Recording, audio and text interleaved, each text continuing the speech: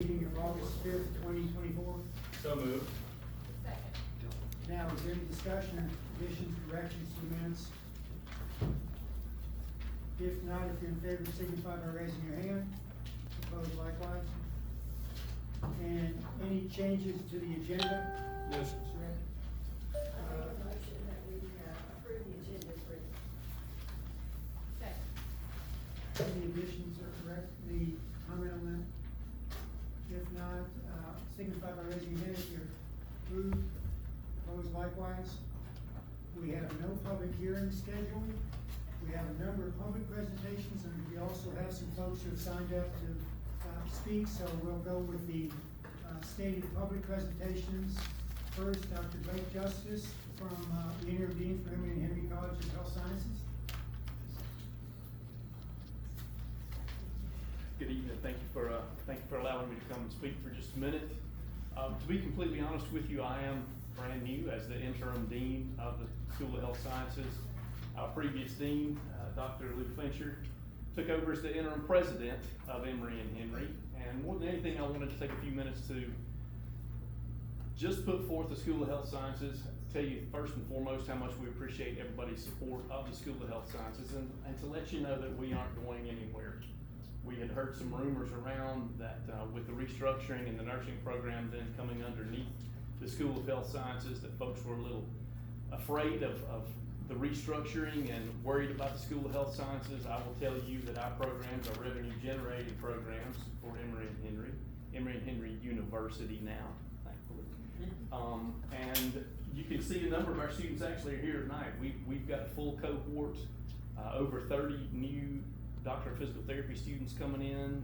We've got a decent number of occupational therapy students coming in. Our clinical mental health counseling program will have 17 starting, and they'll do their orientation next Tuesday. Our PA program had their white coat ceremony today.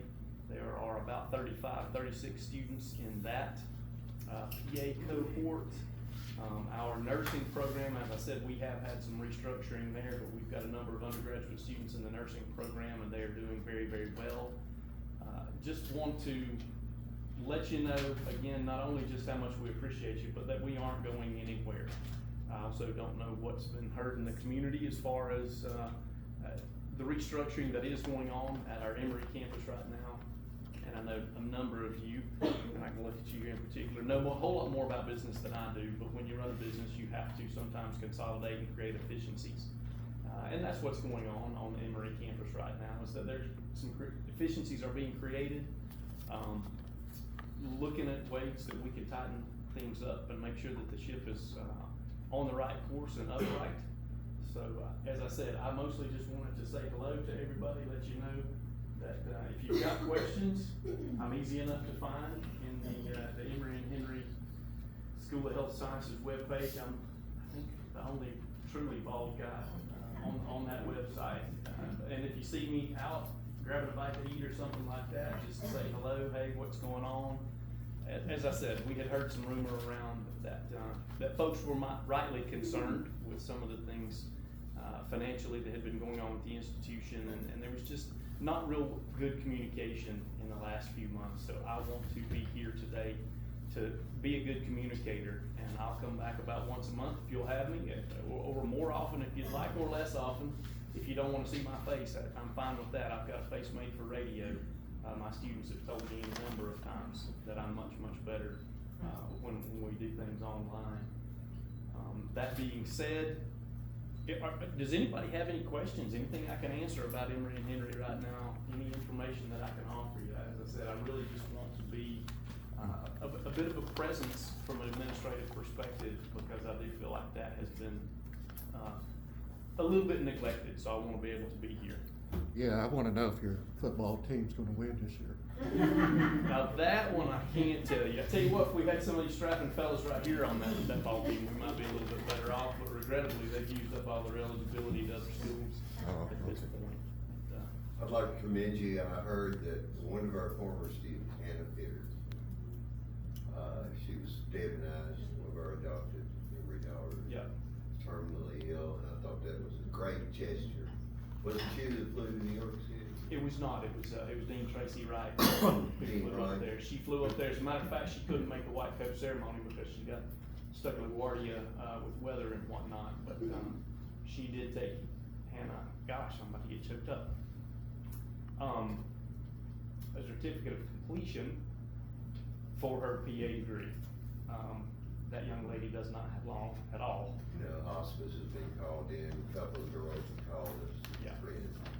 But Yeah. that's a noble gesture, and we appreciate Yeah, it. we love those students, and, you know, that was the least we could have done for that young lady in the situation, in the circumstances, Appreciate that. for sure, absolutely. Just tell Dean Wright that. we Oh, appreciate will. it. I surely will. I'll let her, as a matter of fact, she just texted me a few minutes ago. I'll let her know. I'll bet you're right. Anything else I can offer, go right You ahead. got some students with you? Well, these students came, of their own volition, I guess. I was surprised when I walked in and saw. The only other times I'm sure you guys have seen me is when Chief Claire had us come in, about the research that we did with the police department. Myself and, well, I should say Dr. Pignataro, and I'm gonna join her. Dr. Rose Pignataro is gonna continue to do some of that, research alongside Chief Ham, whom I saw hiding in the back, and his folks from the fire department in the coming fall and spring as well. So, again, we wanna be part of this community. We want to do, show as much support as we've been shown. And as I said, if you need something from me, reach out. I'm glad to be of assistance. Enjoy being a part of this community. Greatly enjoy being a part of this community. And I know you guys welcome our students in like your own, and it makes a difference to them. Thank you. Thank you. Anything else? Again, thank you for your time. I apologize for how long it And, Mr. Huber with the Riverwalk Extension project? Is he, oh, okay. Hey guys, my name is Caden Hash, and I'm here to present a project down at the river in Church Street. I'm gonna be building a bench, sign, and a walkway and some steps down to the river. Mr. Rush, if you I know you've been in touch with Caden. Yes, let me try to show you what we're talking about here. This right here is the Riverwalk graphic, all right, so, time gets away, but it was either 2 or 3 years ago that Bill Huber purchased the old Lincoln Builders, land, and, he was already deep into the first $1.5 million investment across the street. He bought this and then turned around and donated this piece of land, which is between the Lincoln Builders and the river. And he built that for the Riverwalk extension.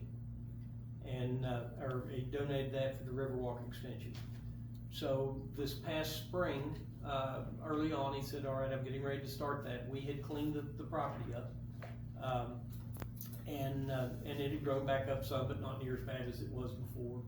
So, we have started cleaning it again, getting it down to where, Caden can do an Eagle Scout project, which is gonna involve, a bench or two, some signage, and a set of steps that get you down to the bottom. Is that Yes, sir. a fair? As you know, we've allowed Eagle Scout projects in the past. They've been successful. It's a testament to the young man here to get to be an Eagle Scout. And we're looking forward to working with him on this and trying to get this in. Bill Huber is working with the Department of Forestry and the Department of Inland Game and Fisheries to kind of develop this. Mark, I saw Mark over here. Yes. He's in Heather the middle has of all the this too. Details on that, I don't have the details. But I saw you on the emails. Yes. Yeah. So Mark is probably gonna be impressed into service on that. But effectively what they're gonna do is they're gonna come in, they're gonna kill everything down at the bottom to get rid of the invasive species, and then there's a graphic of what they're gonna put back. That's a listing of it. And that right there is the riparian buffer zone graphic that will go in down at the bottom. The upper will get some plantings and it'll get a little bit of a drive-by, so that you can park right there. So it will, if I can get up there to it. Yep. Got to figure out a better way of doing this. But, you know, as you can see, there'll be a little parallel parking right there where you can pull off. So that's, Bill Huber, you know, he's on his second $1.5 million investment, he's making a $3 million investment. And that's another piece of the Riverwalk.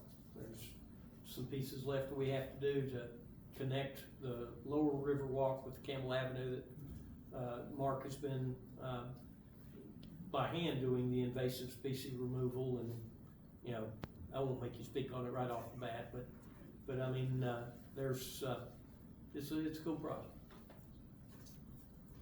Any comment from council?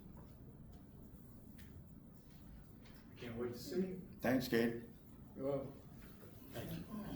Anything we can do to help you, Mr. Rush, and I know you will.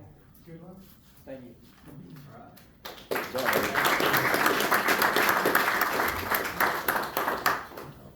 Then Mr. Graham. Thank you, Mr. Mayor and Council. I've got two items. The first on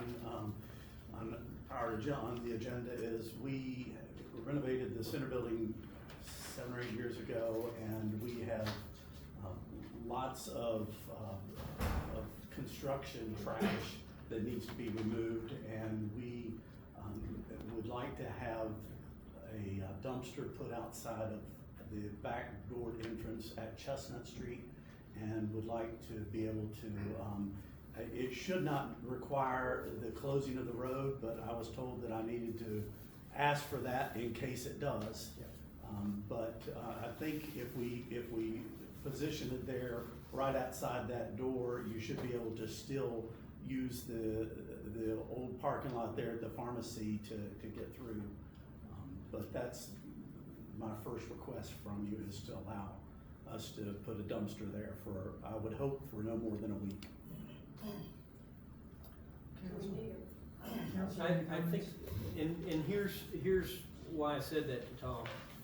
If all goes the best laid plans of mice and men, if it all went well, that's fine. If you need to close the road, and I suspect you will, you all have to authorize that.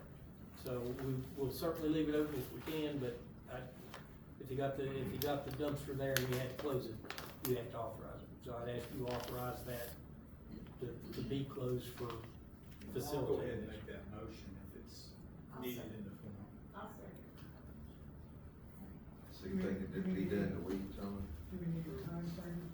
I would hope 2 or 3 days, but yes. I'd give him a week, just in case. Okay, so we have a motion and a second. Any further discussion? If you're in favor of the motion and the second, please signify by raising your hand. Opposed likewise? Thank you very much.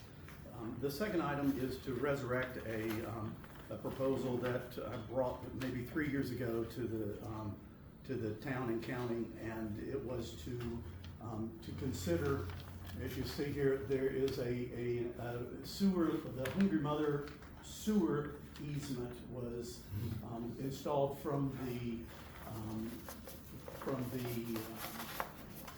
spillway at Hungry Mother through to where is the golf course now.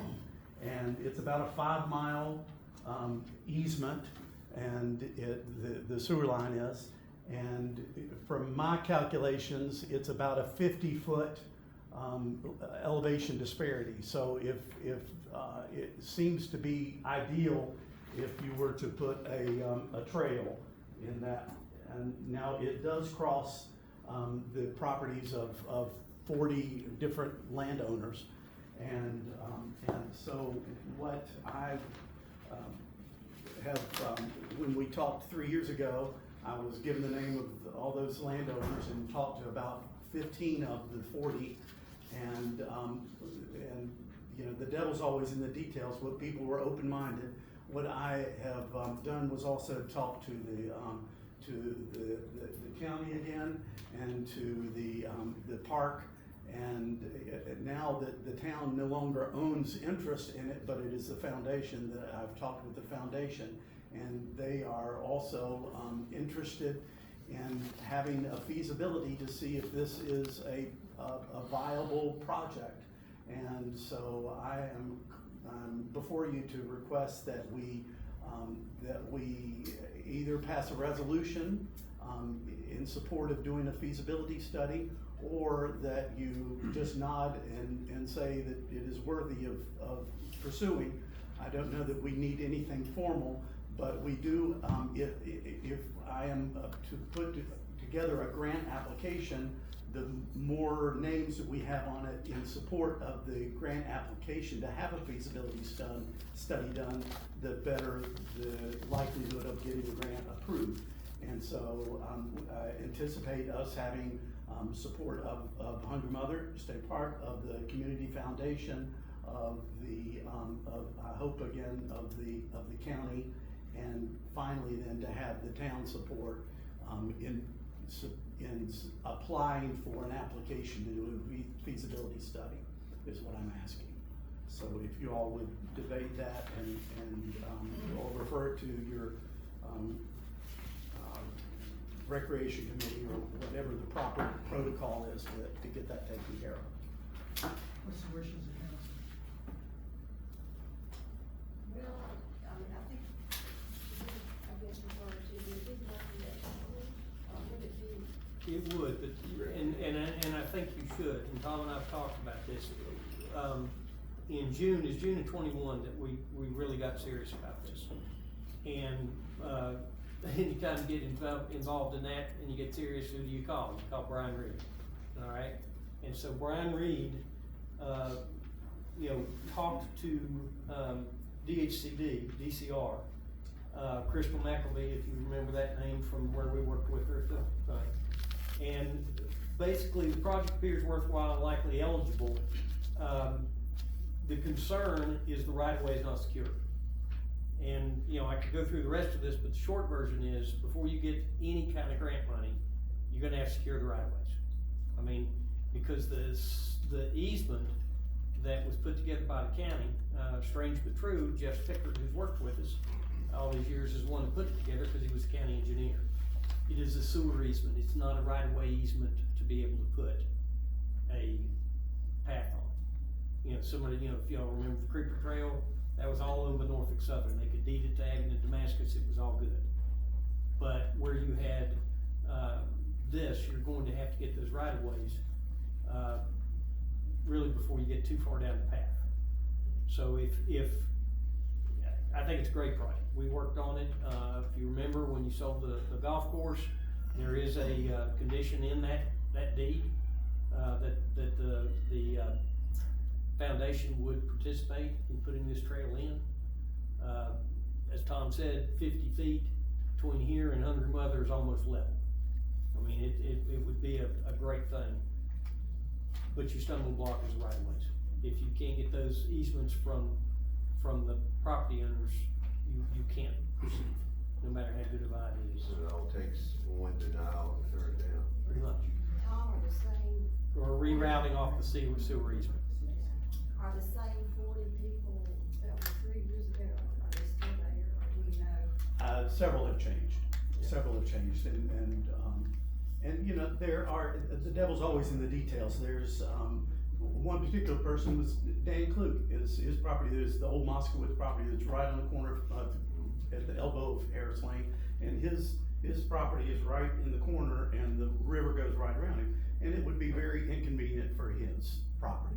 And so, ideally, the Ms. Boxon's, the property behind that and her line parallels what would be the rest of the sewer easement.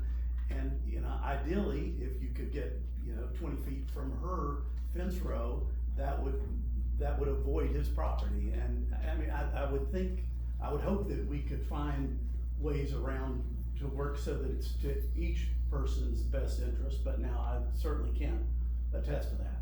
Well, who gets the, And some of it you could run along the road, couldn't you? I mean, I know you don't want to, but I mean, some of it, if you got down to some of it, there was a piece of it I thought could be done on the road. Well, and there again, that's why you do a feasibility study to see, you know, and that may take $20,000 or $25,000, but we've been told that we would have a good shot at getting that done. And so, the grant monies, yes, so, but the more that we have in support, the better our likelihood of getting that money is. well, who gets those, easements? I mean, it'd be whoever owns the trail. The piece of trail that we have now, that's in the town limits is over on Holston Hills, the rest of it's in the county. So, there's not a lot of, or any easements that we would need from people that are residents of the town of Marion? Just the foundation. Just foundation. Tom Copenhagen, maybe? Is Sam Music's out of, is Sam's that in the out. town? Is that in the town? I think Tom's the only one that's close. Is he? I will tell you, you know, Tom, when this was first talked about, what, 15 years ago? When did you first start on this? Yeah, I will say this about Tommy's passion. Tom Copenhagen was against it. When we talked to him in 21, he was for it. So I think that there's a possibility of getting it done, but anything really is gonna end up being right-of-way stuff. So then should Tom go to the foundation and the county for the easement, or for most of them? Well, we know that the foundation will do it, cause we wrote it in that deed. All the rest of them, I don't think the county has any of them, do they? I don't think they own any of the land. They just have a sewer easement across it. Right. Yeah, so it's individual landowners. From when you hit the end of the foundation land until you hit the Hungry Mother Park. Well, Tom's here in support of council's support. I would like to make a motion that we definitely are in support. Yeah, I would second that. All right, so- we could do a resolution possibly? Yes, I would think that we should. Ken's over there, yeah. I have copies of a resolution that was for a similar project that was done in Accomack, Northumberland. Email it to me if you would, Tom, cause I'll rewrite it, I'll take out, put Marion in, cause I'm late. And then we can bring that back to you all for review here in the next one. So the resolution's all easy to do. Yeah, it's all really that you can do. It's the, you know, I mean, we don't have anything else, you know, we can support it, you know. And I believe it'd be a great project if we can get it through. I do too. So we have a motion and second for a resolution of support. To be drafted for your all to review at the next, For the feasibility study. for a feasibility study. Perfect. Any further discussion on that? If you in favor, signify by raising your hand. Opposed, likewise. Thank you, Tom. Thank you very much for your Thank time. you.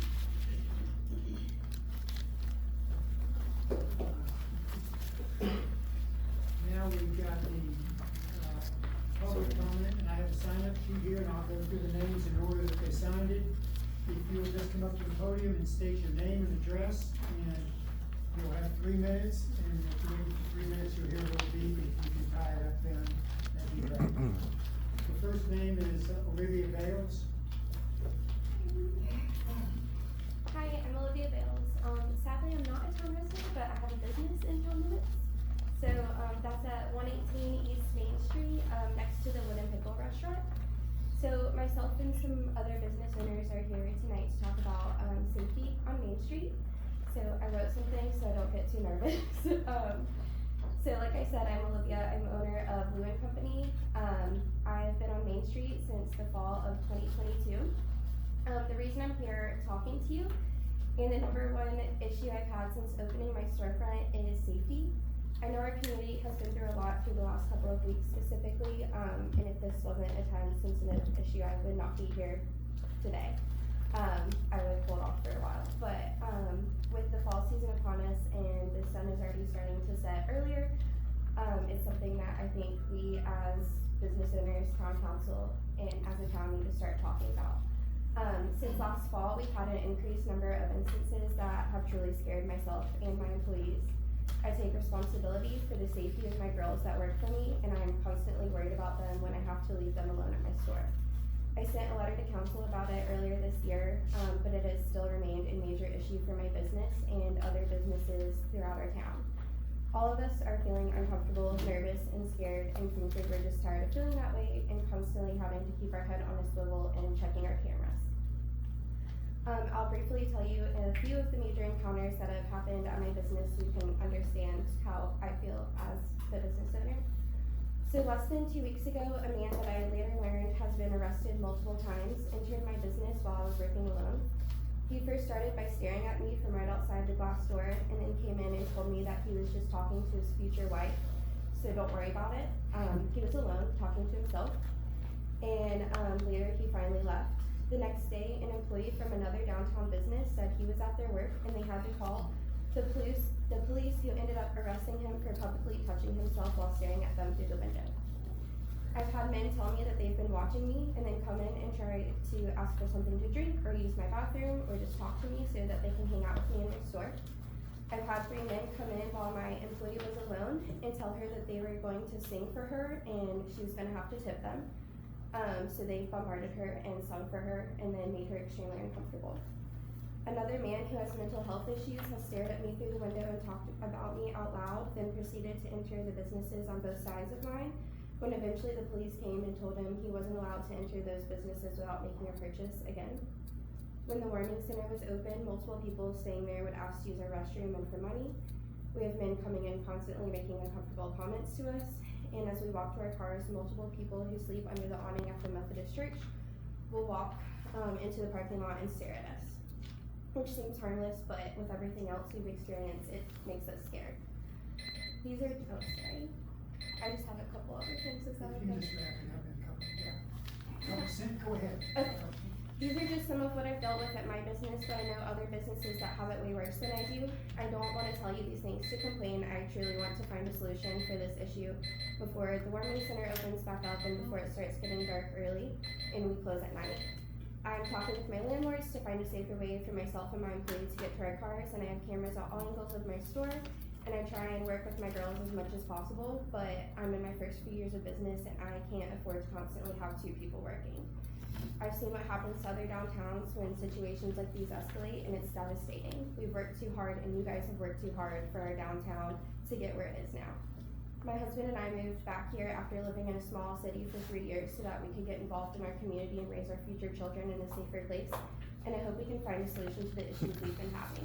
I've talked with Chief Peter, and the police department is going to try and do as much as they can, but like everywhere else, they're understaffed and they're going through some really difficult times right now. I'm open to any potential solutions you all may have, and I know this isn't something that can be solved overnight, but I hope we can work towards a solution together. I'm happy to come meet with you all and discuss this further if needed, but I'm sure other business owners would be happy to do so as well. Thank you. Thank you. Chris Radcliffe? Thank you, councilman, and Mayor, Mr. Rush. My name is Chris Ratliff. I live on West Main Street here in town. I've owned a business here for about 30 years. I want to echo my support that she's experienced. We have experienced similar issues at our store. The biggest issue is living on West Main. I've had, on one occasion, a gentleman came into my house, and on 3 other occasions after 11 o'clock at night, they were banging on my door when I was gone. My wife was alone.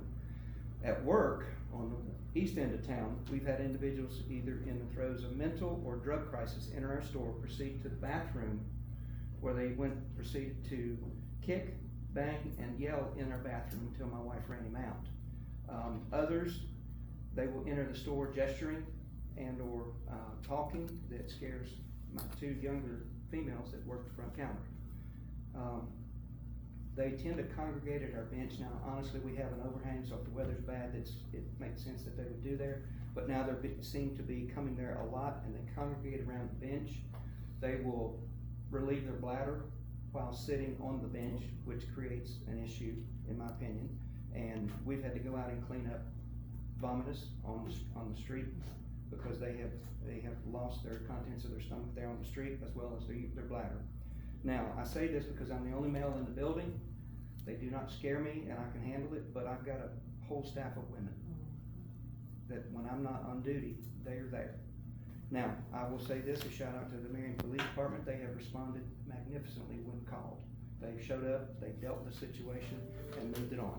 But it is one of those things where it's fine till it's not fine, okay? So ultimately, the problem is growing. I don't have a solution. I just wanted to bring it to your attention, so at least it's on your radar, so maybe smarter people in the room than I can figure out what to do with it. It's a mental health issue and it's a drug issue. I don't have the answers. So thank you for listening, and I will cede my time. I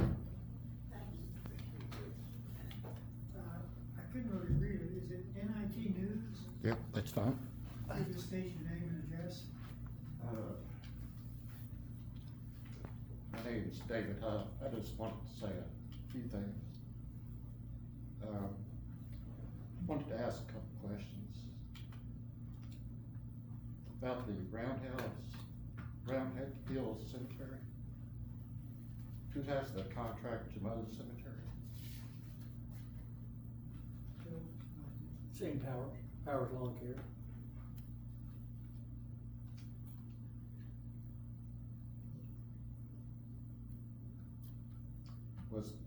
Was it put up for bids, or how did this come about? Yeah, it was advertised. Okay. What is your connection with Shane till Powers, Bill? I don't mind this if anybody else does. Pardon? I don't mind answering this if you're okay. He's dating my daughter, Okay. which is why I wasn't part of the RFP process. It went directly to Tony Muncy, and I was cut completely If out. y'all were running the town right, I wouldn't even be here, but nobody reports on all of your wrongdoings. So I'm here to watch and record, which is something the town should be doing, live streaming themselves. I have only been to 3 meetings and people are messaging me about every day telling me things to look into. They say don't mention their name because they're afraid of what Bill will do to them in retaliation. So,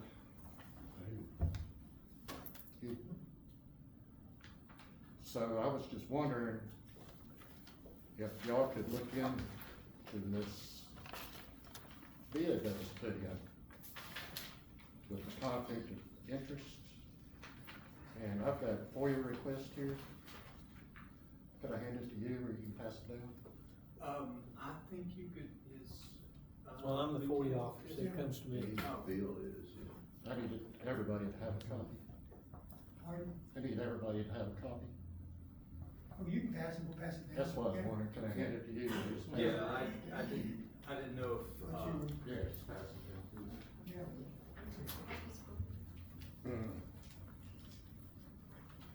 And in closing,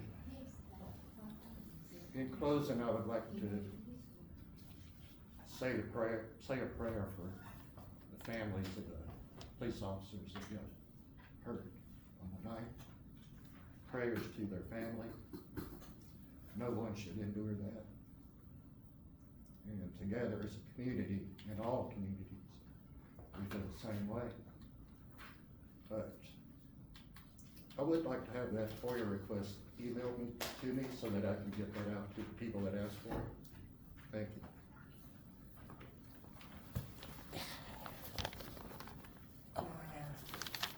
Mr. David Fulton, oh, I'm sorry, Mr. Charles Hayden.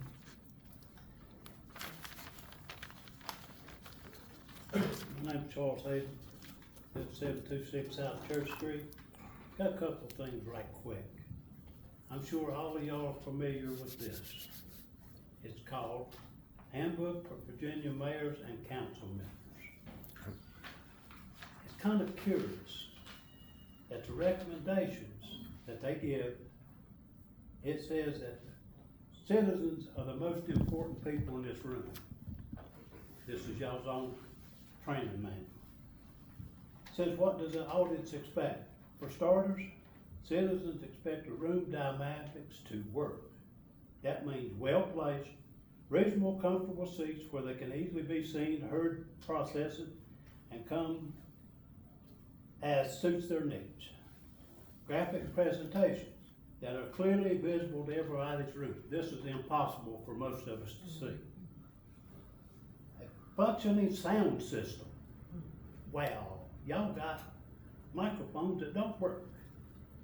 This permits everybody, especially the audio impaired, to hear clearly. A foyer area outside with video screen, assuming the meeting is televised. Of course, you ain't gonna televise it, you don't want us to know. Now, getting to the main point I want to mention. 47 property. You bought it at an ungodly price. You say you can use it for a subdivision. Here's state laws that says you can't. In our package, you received, I received. It said for public use. Well, the last page of that particular state code, it says public use in this section shall have the same meaning as 1-219.1, which is eminent domain. Eminent domain has a list of what you cannot use it for. You cannot use it for private gain, primary purposes and not private financial gain, private benefit, an increase in tax base, which he wants to do, or tax revenue, increase in employment, or economic development. This hits every box that says you cannot use that property for what you're saying. Thank you. You're welcome. Thank you. Mr. David Fulton?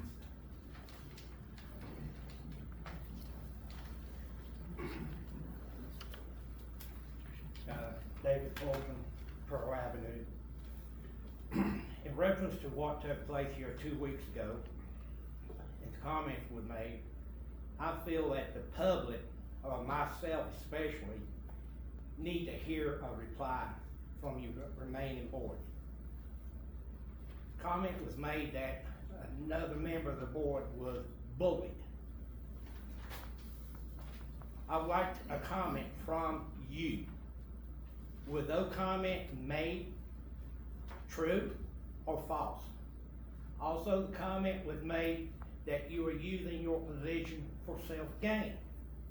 Again, I do know, in my eyes, Ms. Jenny, last year you made 2 votes that benefit you concerning the Lincoln Theater. I make no money from the Lincoln Theater. Ma'am, you are on the board of the Lincoln Theater, correct? Yes, sir. Did you not vote for the town to give the Lincoln Theater $20,000? Yes, sir, for the sign. Okay, well, that's benefiting you and your, position, in my eyes. And I have asked God. Also, when they came up for a rezoning or a change in ordinance, you also voted to approve that, change in ordinance to benefit the Lincoln Theater. Again, in my eyes and other people, that was to your benefit. Now, if I'm wrong, tell me, please, tell me I am making, incorrect assumption. I'd like for Mr. Finley to answer your question. I didn't know. Let it turn in time.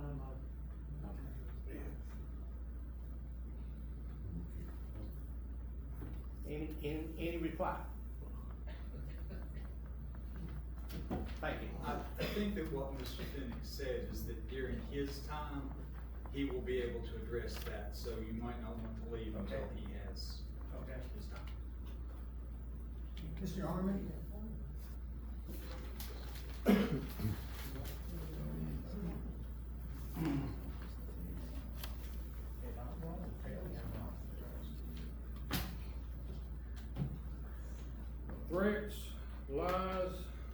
retaliation, intimidation, and downright bullying has no place in this town.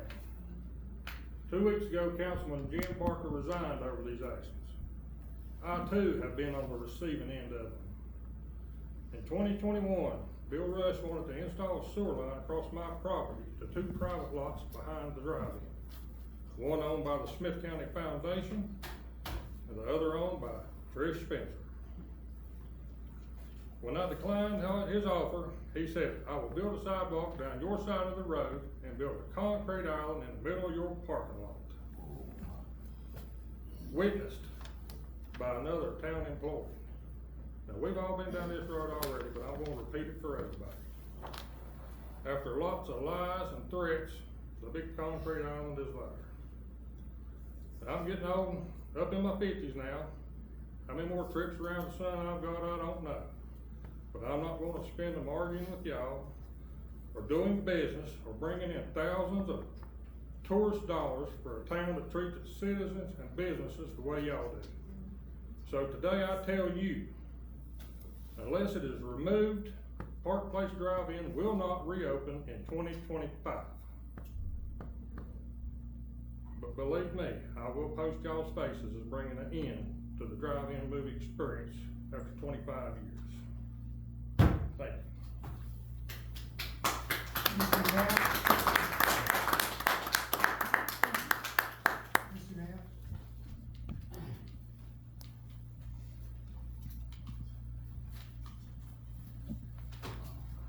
Joe Naff, 148 Countryside Drive. I actually didn't plan on speaking tonight. I definitely will in 2 weeks or the next council meeting, but what,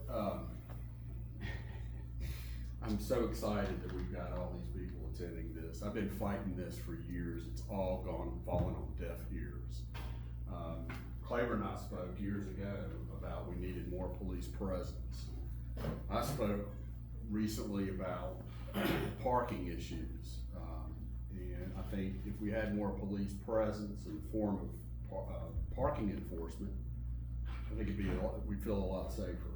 I know that. Corey, I've mentioned to Chief Clare several times.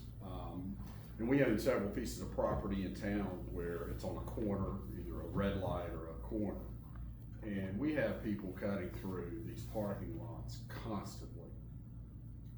I witness it almost weekly, and just driving by, and we've all complained about that. Again, more police presence. I will say, I wasn't prepared to speak. Again, I've got something I want to get on the agenda next council meeting, but I've reached out to council members. The morale of this town is the lowest I've ever seen it. I was born and raised here. I own property. I risked a lot to acquire what I've got, and I've never seen the morale this bad. The lack of transparency, it just amazes me. And again, I'm so grateful that everybody shows up, and hopefully more in the future. Thank you. Thank you. Ms. Fullman?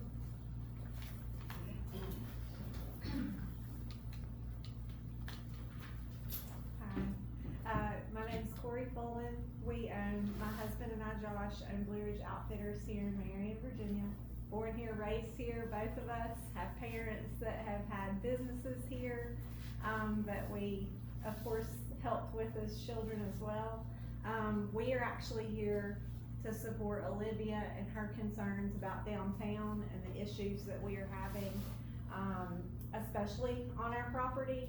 We are at the corner on South Commerce Street, so we have a lot of travelers, I should say, that come through our parking lot, but they decide not to just go through our parking lot. They either hang out on our bench and leave trash, they come in our store and shoplift. It has gotten to the point where we have had to make sure that we are staffed with 2 people instead of 1 at all times. Due to us being all females, I don't feel comfortable with my girls being there alone, dealing with the situations at hand. We have had very similar situations that Olivia mentioned, such as a gentleman coming in a trench coat that my husband also witnessed and stayed past his lunch break to protect us, asking for a belt, took pictures of our property. We immediately alerted the police. They searched the records for his license plate, which was not found. Virginia driver, Virginia license plate, not found. We have had numerous drug issues, people trying to sleep behind our storage unit beside our building. It has been an ongoing issue. We have reached out to the chief. They do as much as they can to help us. It's an ongoing issue though. So my ask, and I'm sure they will back me on this, is a patrolling officer. I worked for banks out of town for years. They had patrolling officers that stayed on our streets and kept our business owners safe as they left at night. They checked on these business owners throughout the day. They were present so that these people knew to stay away. And I feel like that is very heavily needed in our community from a safety standpoint for our coworkers and employees, and a safety standpoint for us, as well as our customers who are afraid to get out of their cars to come into our store due to what's coming through our parking lot and hanging out, or what's staying in front of our building and hanging out. It has gotten to the point where it is very alarming to us. We've got cameras. Again, the town has responded to our calls, but it's not enough. We need more. We need more. Good idea. Thank you.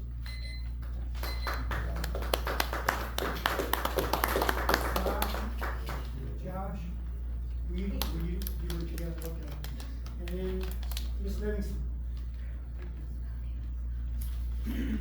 Hi, my name is Amanda Livingston. My husband and I own the property at 208 East Main Street in Marion, which is Marion Outdoors. I'm actually here wearing my Director of Tourism hat, and I wanted to speak just generally in support of the enthusiasm and the work that is happening around trails in Smith County and in Marion. I saw the agenda, I felt moved to come and speak during public comment. We have seen the economic impact of trails in our community. If you look at Damascus and ask them what that means to them, it's in the order of millions of dollars. I do want to say for Damascus, even though they did have those easements in place and everything, it was still a 30-year process. So this is not an easy project, and this is not a quick project, but there are three things that you need in order to have a successful trail that's going to bring visitors and dollars and business to our community. It's a great vision, it's money, and it's community passion and engagement. And so I really want to thank this young man here, this Eagle Scout, as an example of the kind of community passion that can really build enthusiasm. Because that may look like a bench or two and a set of steps, but that's the kind of thing that snowballs. And I also wanted to say on behalf of the Smith County Tourism Association that I am eager and excited to work with the town of Marion on trail projects. In fact, with the blessing of Mr. Rush, I volunteered to write a grant application for a planning grant for connecting the Riverwalk pieces together. So when you all are thinking about trail projects, whatever those may be, please lean on the Tourism Association. We are ready and willing to be a partner. And I would encourage you all to think really big. I think having a mile of trail here, a mile of trail there, it's wonderful for those immediate neighbors to use. But if you could have a vision for a trail that stretches, for instance, from Marion to Molly's Knob, all of a sudden, that is a vision that gets people excited and gets people coming here from out of the community and out of state. So this is a long process, but if we can pull those pieces together and those passionate citizens, and we can get some of those grant dollars, I think that we can make it happen. So again, please contact me. Please let me know how I can assist. Thank you. Is there anyone else that would like to speak?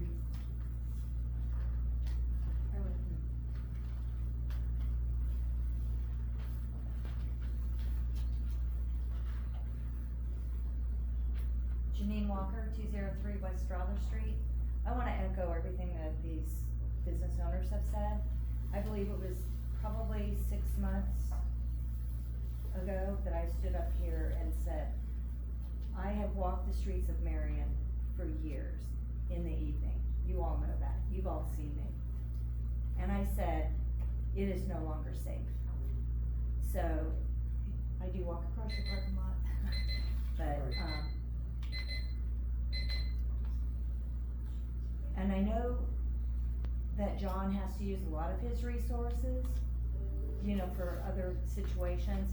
I really like the idea, that perhaps there's a patrol officer that is on a beat that walks from, you know, walks up and down Main Street, goes over towards Corey's.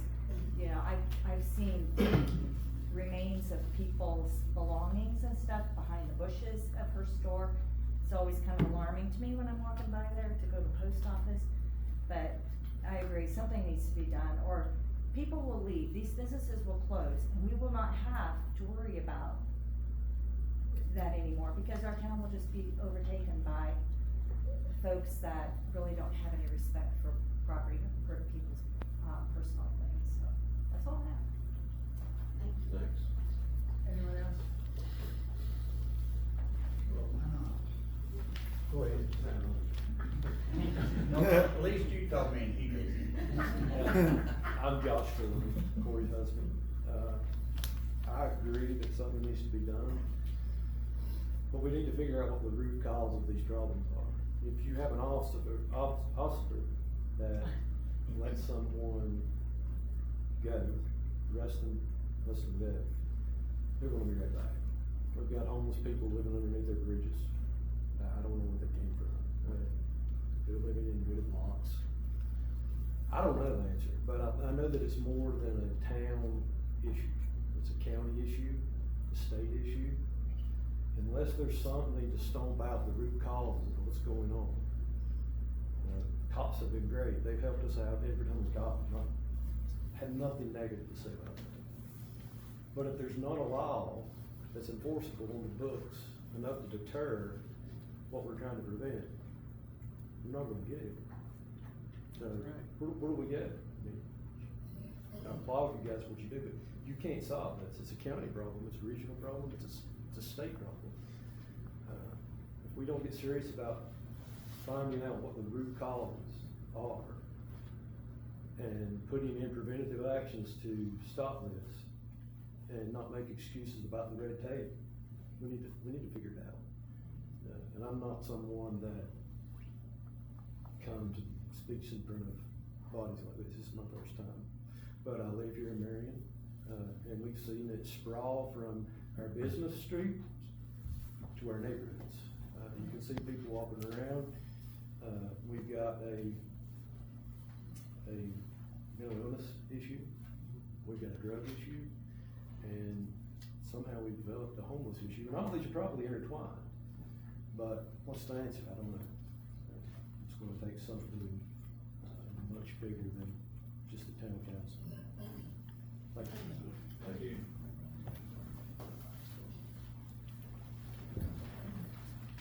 Roger Bowman, 844 Edwin Drive here in Marion. I'm just gonna echo what most of them has already complained about. We actually have a business on the other end of town. And it's not just the bridges, it's not just, you know, under the awnings and stuff like that. They come through our place every day. I've had trailers stole down there. I've had vehicles destroyed down there. And I had a truck broke in and everything in it stolen. Police have done great, they got them all back.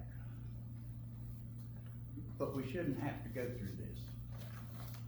What the fix is, you know, nobody knows. But we do need to work on it. It's not just the homeless. Social service puts them up right down the road from us. It's all the same. People have no respect for other people's stuff. Thank you. I'd like to thank you for having Kate and the scouts here tonight for the river project. And something that we was talking through with Bill about, and someone else is supposed to have been here tonight about the Riverwalk maintenance concern. And some of the stuff that we were talking about, Caden and I and his friends, we fish from all the way up on the other end of town, all the way to the other end of the golf course. We're in that water all the time, year round.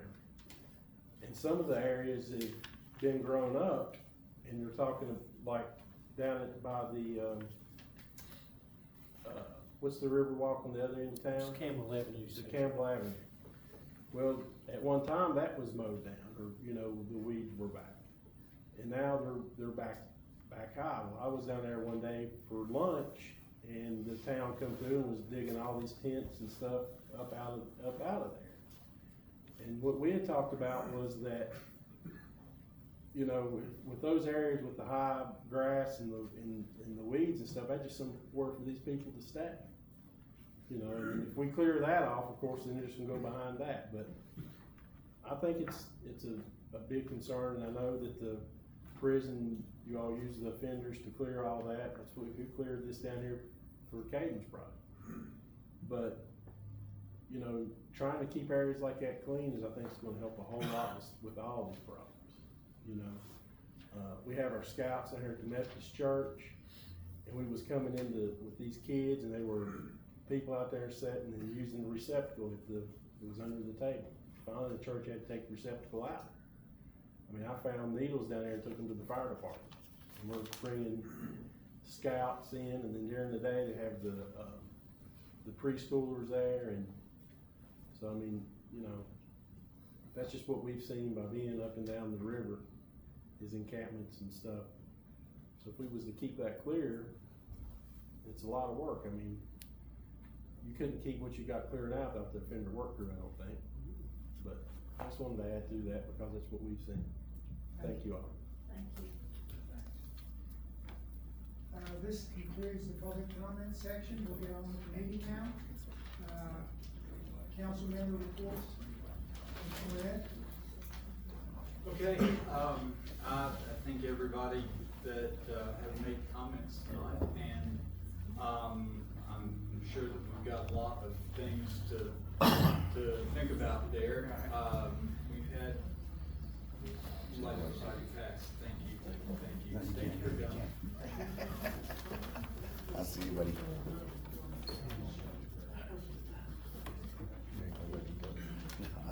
And what a difference a couple of weeks can make.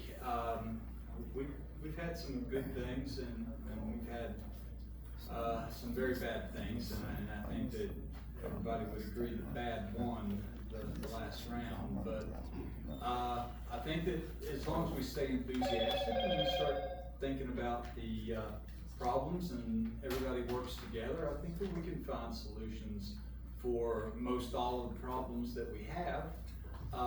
I would encourage you to talk to your senators and talk to your congressmen and talk to your representatives and stay in touch with the people in Richmond and Washington and make your voice heard there.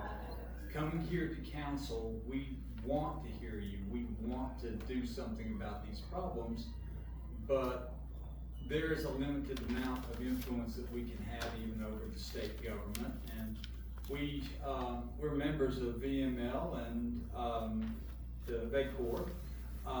We go to Richmond, we tell the legislature about our problems, we go to conferences, we are participants, active participants in these things, but there are no easy answers there.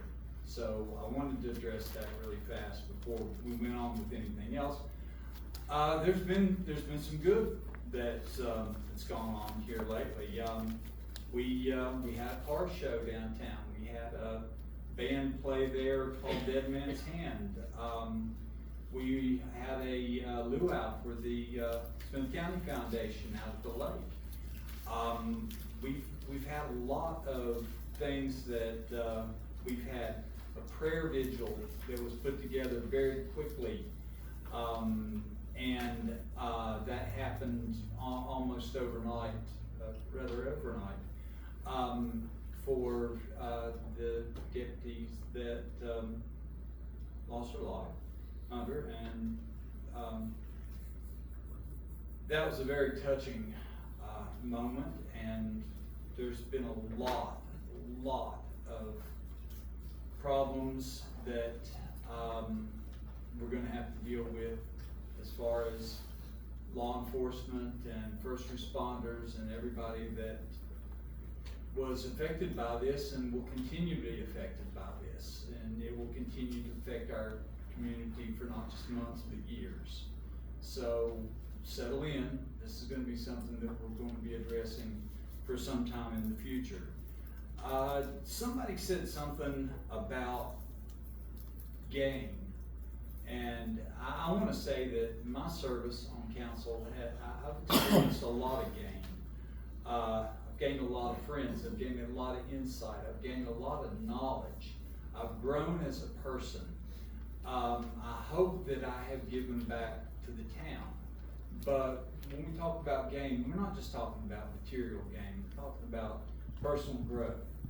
And these are things that we all can experience, and we don't just have to serve the public through council service or service as volunteers. We can experience that same personal growth by exercising our rights here, as many have done today. And that's all appreciated. While we might not be able to respond to every bit of that, we will eventually, and we do hear what's going on. So I want to reassure you on that case. But our community has lost a step. It really has. Morale is low because we're working against each other. And I don't think we need to be working against each other. This is just my opinion. When I speak, I'm speaking with my opinion as a member of council. I was elected by many of you that are sitting out there because you thought I would be good in this position and could do this job. And I appreciate the public's confidence in me. But again, everybody has to work together to make these things happen and to fix what's going on in our community. So I hope we can keep that in mind, because when all this is over and we get it all settled, we've still got a little better than 5,000 people in our community. And it's gonna take every single one of us to do all these things that we're trying to do and that need to be done. And I might be deemed to have a few conflicts on a couple of these things, so I've got to stay quiet in a few aspects. But I do appreciate that there is a need.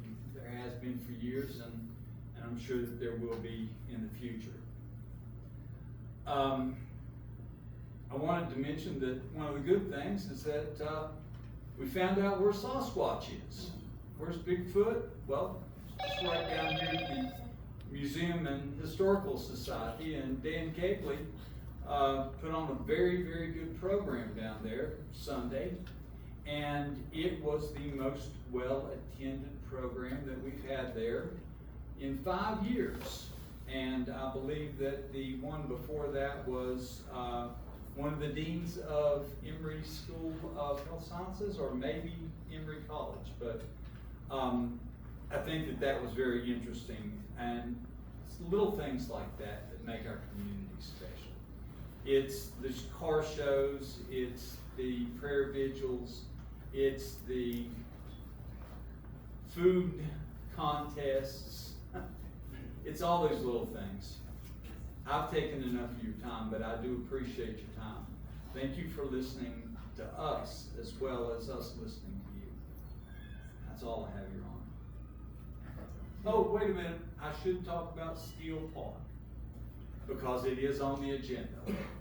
And Steel Park, if everyone is familiar with that, right up here on Iron Street, we've had requests for reconstruction at Steel Park and changing Steel Park into a more usable environment. And the rec department is doing something about that, and to that, we have asked Smith County and the school board if they would be willing to donate that property to the town of Marion, and we are getting back some good reports. We would have to instruct our town manager, Bill Ruff, to actively go after that property.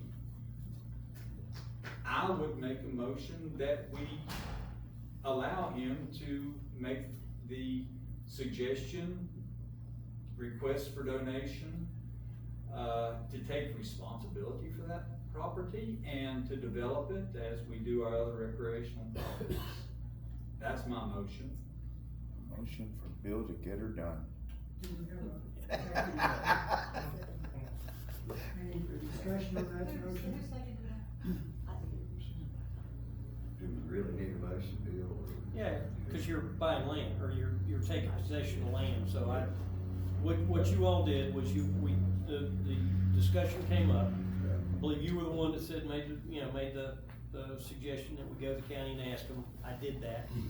They sent it through their system and they came back and they said, yeah, we think we would like to do that. And that's the email that you have in your packet. So if you all, vote to proceed, then I'll try to get it donated over to the town of Marion. I would note that it is one of the pieces of property that's under the 45-year maintenance lease that was signed in 2001, so you're gonna maintain it through 2046 anyway. And we're trying to work up there a little bit and start clearing the land and try to figure out what we're gonna do with it. First thing we're gonna do is clear it so that we can figure out what it is. We've taken some of the recreation equipment out. We're salvaging what we can. Some of it was beyond end of life. So, I'd suggest that you go get it. We have a motion and a second. Any further discussion? All in favor of the motion, please signify by raising your hand. Opposed, likewise. The only other thing in the recreational aspect is that, the, park, Ogden Park, on Chatham Hill Road is still being used a lot. And, I think that once the fall hits and it's cooler, I think it will be used even more. We've got some beautiful new trash cans down there in that park. That's been kind of my pet peeve for a little while because I like trash cans, so people can put their trash in those trash cans. Big fan of. I think they bolted these to the ground. I think that's gonna help. Also, wanna say a big thank you to Tracy and Gabe, and Public Works, for building some new recreational structures. I wanna call them gazebos, but they're not. What do we call them, Bill? I don't know, they're the standard shed. What they just shed Picnic table and a bench, and they're beautiful. And take a sack lunch and go out and enjoy our playgrounds and recreational places. I think that trails is a great idea. So we have some nice things on the horizon. Yay, new trash cans. Nothing else, Your Honor. I got a question. There was a luau and nobody told me about it. Dag, yo. It was advertised.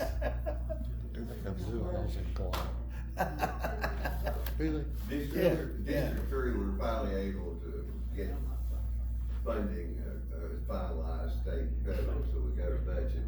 I'm chairman of the nominating committee for the next year's slate of candidates. And we have good ones, we have great representation from all the different areas of Southwest Virginia, so, it's been run efficiently, smoothly. There's no hiccups that I know of. Our new property has been renovated across the street for additional offices, so anybody can go up there and maybe ask for a tour and they'll give it to them.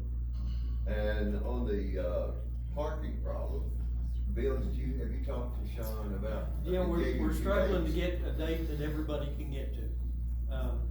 Cause we have to include the county in this. Yeah, but we'll still keep trying to get it sometime in September. Yeah, because the town's part of the county, so we felt like, Mr. Rutten and his committee needs to meet with us. We have several avenues to look into. So he'll get back with us and then we'll schedule the meeting. That's it. Ms. Jennings?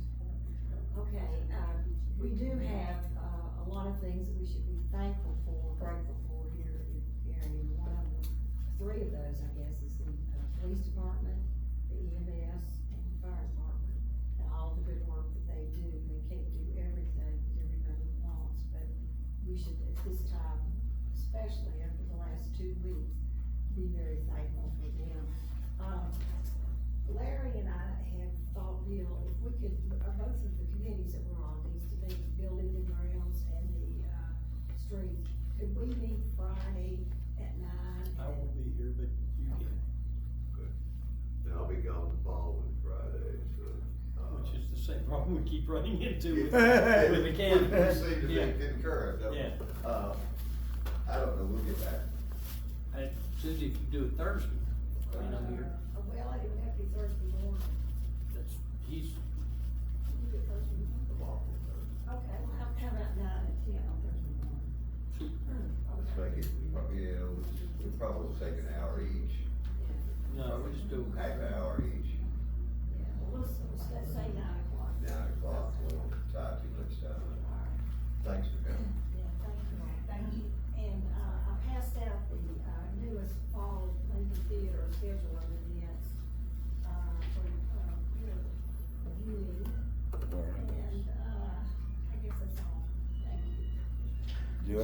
Do you have copies Yes, I do. for the Lincoln? Yeah, that one. Okay, so cool, thank you.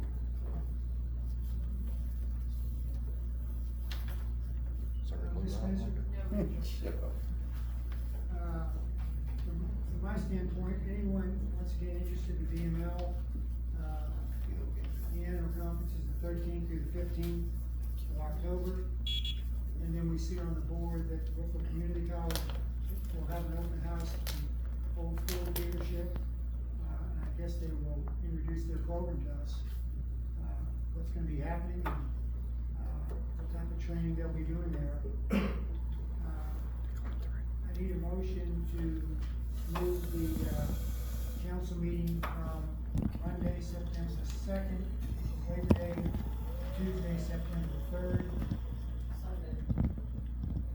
Second. Anybody want one? Any discussion? We just always historically done this. All in favor of the motion, signify by raising your hand. Opposed likewise. Yeah, you can pass it around too. Attorney's report. Yes, so first, let me just point out that the Lincoln Theater is a 501c3 entity. I don't think that is yours. First, let me point out that the Lincoln Theater is a 501c3 entity, and what that means is the board members have no ownership interest. If it stopped functioning as a 501c3 entity, then the circuit court would get involved and find some other 501c3 entity that was similar and consider transferring the assets of the Lincoln Theater to that other 501c3 entity. So the board members are volunteers, they are not owners.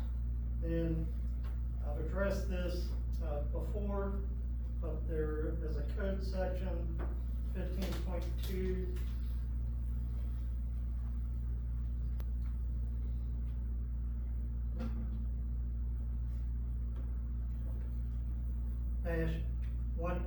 -1800, and again, that does authorize the town of Marion to purchase real estate outside of its boundaries.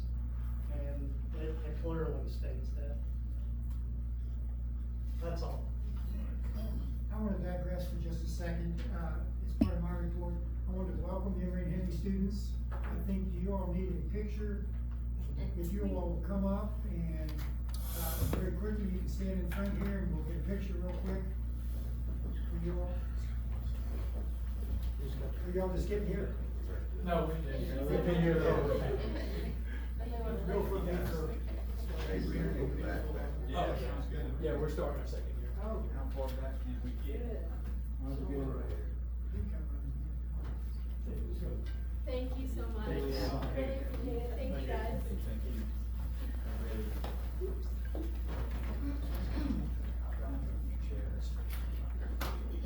Staff reports, Ms. Stanley. Accounts, please. Do I have a motion to set the accounts for payment? So moved. Second. Now, let's have a discussion.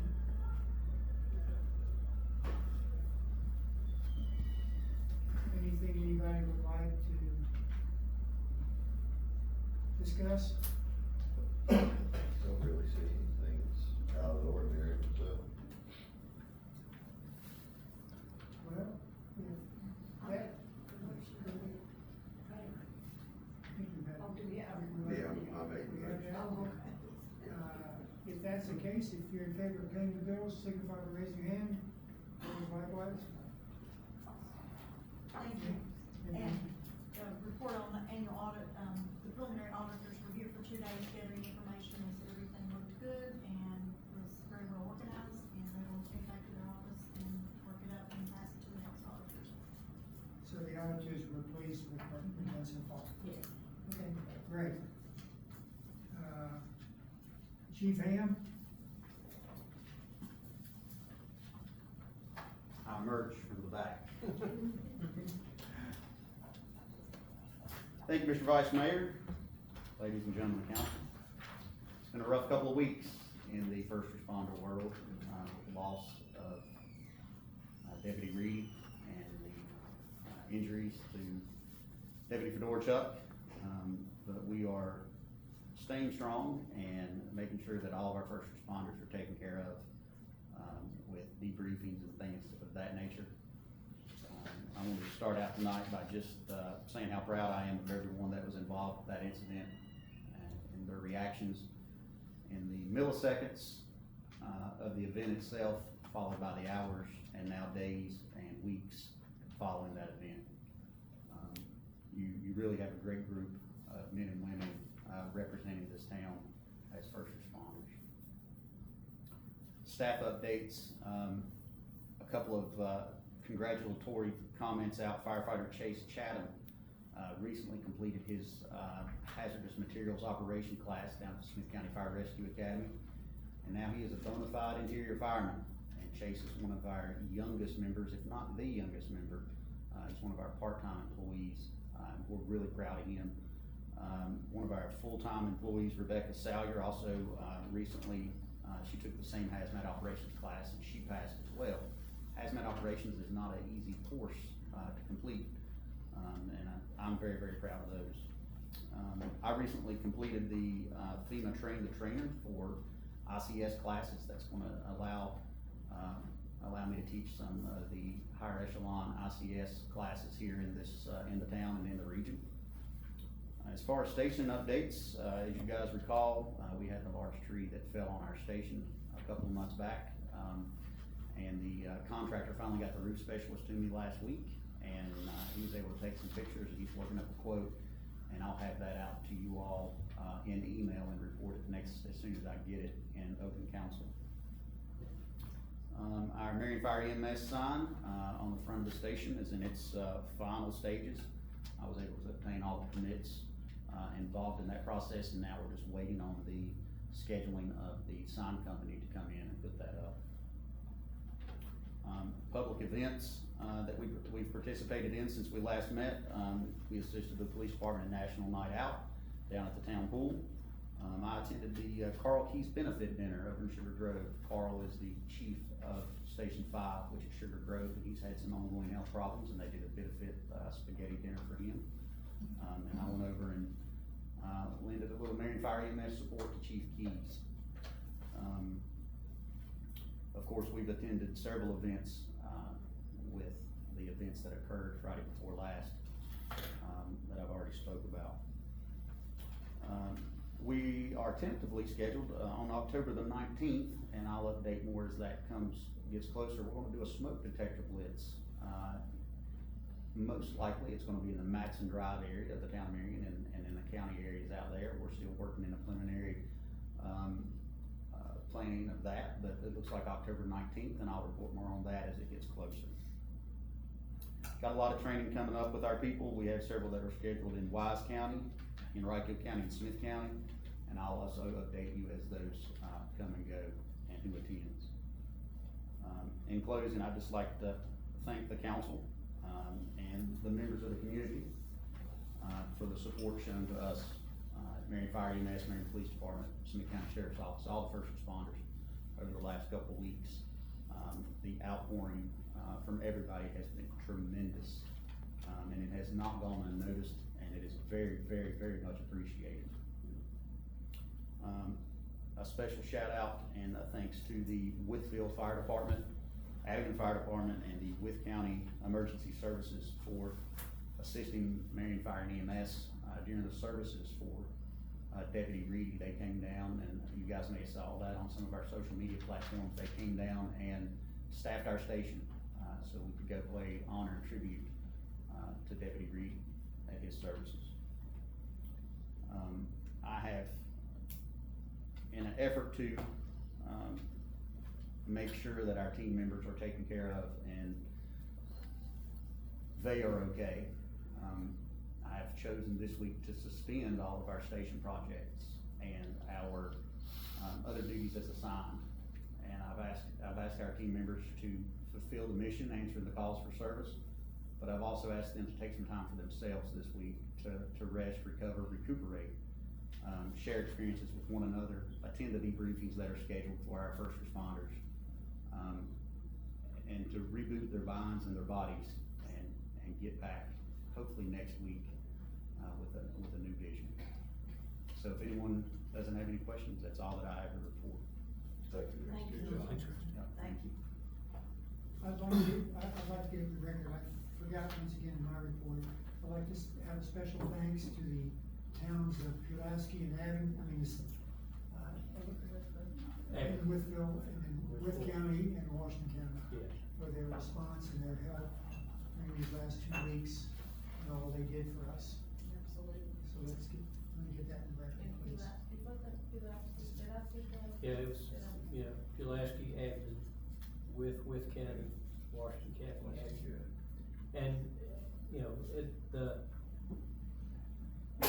the attendance at that funeral, I mean, those people, the local officers, regional, helped all of our guys get there. But I mean, there was people not only from all across state Virginia, but all across the nation. It was pretty phenomenal to see. Tragic, but it was phenomenal. That's why it's a fraternal organization.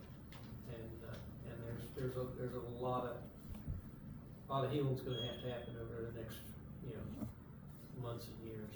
It's just something that never gets away from. Mr. Heath? Thank you, sir. I was thinking, Kim Testner, I was in prepared. Couple of things on the agenda for tonight. First thing that you'll notice on the board is a Riverbend agreement for the amphitheater. We're getting more and more requests to use the amphitheater now by outside individuals. As you remember, Bill Thompson raised the funds to get that built. We always appreciate Bill for doing that. But it has become something that people like to use, which is exactly what we want them to do. But there is a cost involved with that. If they're just using the grounds, that's fine. Just like anything else, they can reserve that for a wedding or bar mitzvah or whatever they want to do out there, that's fine. If they need to use electricity, they need to use staff, there's a cost that the town incurs. And I talked with Bill, and we came up with an idea of coming up with an agreement so that it's reasonable to people to be able to afford, but also covers our basic costs of having a public works employee out there. And it's not fair to a public works employee to come out there and say, well, listen, just unlock the gate, turn on the electricity, we'll pay you for an hour, and then come back at the end of the day, we'll pay you for another hour to shut it down. If the electricity goes out, if there's a problem, they get called back out there. So just like any other job, we want to make sure it's fair to our employees, but also to the community as well. And this is something I put together for your consideration. For a half day for 4 hours, $250. For a full day for $500. That uses the entire field, the stage, the electricity. That includes us putting out trash cans, picking up trash, policing the area when it's done. It does not include porta potties, in the agreement. Whoever rents it, they have to have an anticipated attendance, and then they'll go through the building inspector's office at the county or Department of Health, and they'll tell them how many porta potties they need to rent for that day. And we also have to coordinate the town staff to let them in, and then also to go back and pick them up. So there's some involvement of the town, our staff on that, but I wanted to get something in front of you guys, and I guess, Your Honor, if you wanted to refer it to the Recreation Committee or however you guys want to proceed with it. We just want to have a document so when people ask about it, we want it to be fair, across the board, transparent to everybody, so everybody knows what the expectation is. Again, if you want to use the shelter at Riverbend Park, if you want to use the parking lot, if you want to use the camping, or the fishing, pier, any of that stuff is free. This is just for something that's gonna require some staff. The same thing we would do if you wanted to use the farmer's market stage. And that is our property, right? Yes, ma'am. I think it ought to go to building and ground. Yes, ma'am. That form of motion. Yes. Have a second. And you, building and grounds or recreation? Building, I think it should go to building and grounds. I would expect it needs to go to recreation. Pardon? I would expect it needs to go to recreation. We don't, I mean, it is a recreational thing. Yeah. But I mean, I'm happy to attend both, so I mean, but I mean, it's a fee schedule. If you had a fee schedule at the water park, you would send it to recreation. Yeah, okay. You know, that's why I'm saying that. I mean. Okay. Will you make a motion to it? It goes to recreation, yeah. Second. Any discussion on that? We can, have this meeting, earlier, or we can have it later. Is anything on the radar use-wise? Right now, we've had a couple of requests for it, and once I've sent folks out there and said, the first thing that usually catches people, oh, you mean I have to rent porta potties, you don't have bathrooms there? No, we don't have bathrooms on facility. Well, they'll find a place to use the bathroom, that's what I'm afraid of. So we wanna make sure that, just like when we have an event, that there's proper, you have a place to use the bathroom, a place to wash your hands, because we know people will be doing that. We wanna make sure that we are safe and healthy for the rest of the people who use it, who come in there after. Since we've discussed Patricia's availability in the next couple of weeks. I'm available, but I'm happy with this agreement you've already drawn up. If you, are wanting to put that in the form of a motion. I'm happy with this agreement, I will make a motion. We have a motion. Well, you have to vote on this motion, because it was made in second, so. Does someone yeah, want to you can't. rescind? I'll rescind. I'll do that. rescind my second. I am happy with this agreement you've already drawn up, I will be happy to make a motion that we accept this. I'm happy with it too, yeah. Second. I mean, I think if we go to committee, we're gonna say the same thing. Okay. I read this, it sounds Discussion on reasonable. this? No surprises. That will certainly expedite things for us. Thank you. Okay. With no further discussion, if you're in favor, please signify by raising your hand. Opposed likewise? Thank you all, we'll make that available to recreation, and anybody needs to use it. That way we have, a form that people can fill out, we can help track who's using it, we know who's using it, and we can also, make sure the town, the citizens are compensated fairly for the time that we put into it. The second thing I have on my agenda is the Swamp Fox Restaurant at the hotel is gonna be doing their ribbon cutting, Thursday at 4:30. You're invited to come out. And they did a soft opening this weekend. Larry, did you go down? Pardon? Did you go down at the Swamp Fox and eat? Oh, You're my downtown patrol I'll do officer. it. All right. But did you go this weekend? This past week? They, Did you eat there? okay. Yeah, several people did. They said they liked it. I'm just trying, sound like it's gonna be good. So, anybody that's available Well, to we'll come this down. weekend. Okay, yeah, it'd be good. Come down this Thursday at 4:30, get a picture made, and we'll do a ribbon cutting, and wish them the best of luck as we launch their new business downtown. The next round of Pop-Up Marion starts October 3rd. We knew we were gonna start it sometime in October, waiting to find out, since I'm teaching the class, I needed to be here. Found out hip surgery's in January, so we'll be able to get the class in October and November. So anybody interested in starting a small business or expanding a small business, we'd love to have you in the class, or if you wanna just find out more about what it takes to start a small business. It's at 6:30 at the Henderson on Thursday nights, and it's open to the public. Anybody can come. We've had people from Bluefield to Bristol to come and take the class, even though you're only eligible for the grant portion of it if you're opening a business here in town. And we have up to three of those that will be provided to this council. So we're excited that another class, this will be round number 24, and the numbers continue to be really strong on that. So we're excited. And then the chili cook-off September 21st is the next event we have. I'll be on TV in the next month or so promoting that to make sure we have folks here to cook chili. Got a lot of interest from the community to set up community booths for this.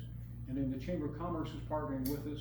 We're gonna take the first block of Broad Street where we have our food vendors, but the rest of Broad Street, we're gonna have a craft and fall festival fair that the Chamber is taking care of, because there's only so many of us. There's a lot of them, but only one of them. So there's only a handful of folks that can run the chili cook-off. We're tying all those up, and then we'll have the rest of it will be for the Chamber and the craft fair. So we have a lot of things for people to do.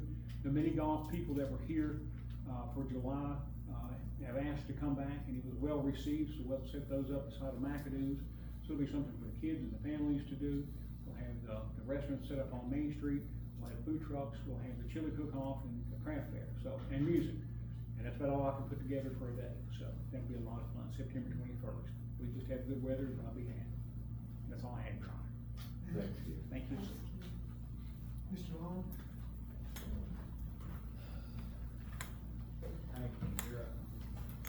Thank you, Mr. Vice Mayor, members of council. As you all know, in our current zoning ordinance, we've already adopted the residential rental stuff. What the planning commission is doing right now is going through the process of coming up with some reasonable ordinances that's gonna go along with this. With that being said, Flav and I was invited to go to Bristol last week to sit with their property maintenance official. And he sort of went through Bristol's process of what they went through, things that they've seen, the obstacles that they've had to get around. And I think it's gonna help us. To be honest with you though, after seeing what Bristol is doing and what we're proposing, I'm kinda liking what we're doing as far as the process goes, better than Bristol's. Just to give you a quick scenario, Bristol's got a single page sheet that just got exterior and things that the inspector is looking at. But on ours, it sort of gives the property owner a scale of where our property maintenance guy is seeing it. And I think in the long run, it's gonna be more beneficial for the property owner to see how we're rating it, or how Flav is rating it, as opposed to just says, no, you failed it. So that's one thing that he discussed. Also, he talked about how they set up their rental districts, which is basically the same way we done ours. It's all GIS based upon land improvement values, the land improvement values of the property. They talked about how they notified their initial notification letters to their property owners to be able to complete the rental registry that gives them notification of that yes, they are in these districts, yes, that they are a rental property, so forth and so on.